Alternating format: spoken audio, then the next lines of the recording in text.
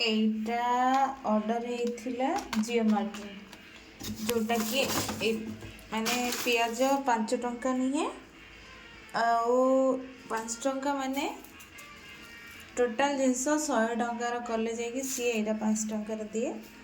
ଆଉ ମୁଁ ସବୁବେଳେ ଏଇଟା ହିଁ ଅର୍ଡ଼ର କରେ 5 ଟଙ୍କା ଦେଇକି।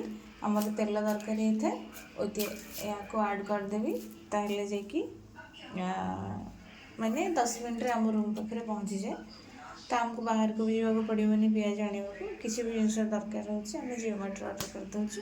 କିନ୍ତୁ ଆଳୁ, ଶାଗ, ଯାହା ଜିନିଷ ସେଗୁଡ଼ା ଆମେ ବାହାରୁ ଆଣୁଛୁ। କିନ୍ତୁ ପିଆଜଟା ମାର୍କେଟ ହିସାବରେ ଏଇଟା ଯଦି 5 ଟଙ୍କା ମିଳୁଛି, ଆମକୁ ତ ତେଲ ତ ନିହାତି ଦରକାର ହେଉଥିବ। ତ ସେଇଥିପାଇଁ ଆଉ ଏଇଟାକୁ ମୁଁ 5 ଟଙ୍କାରେ କ'ଣ ସବୁ ଆଡ଼୍ କରିକି 100 ଟଙ୍କା ଦେଇଛି। ଆଉ ଏ କଭର୍ଟା ବି ବଢ଼ିଆ ସେ ଦେଇଛି। ଏଥର ଭଲ ଦେଇଥିଲା, ଆରଥର ଏତେ ଠିକ୍ ସେ ଦେଇନଥିଲା, ଏଥର ଭଲ ଦେଇଛି।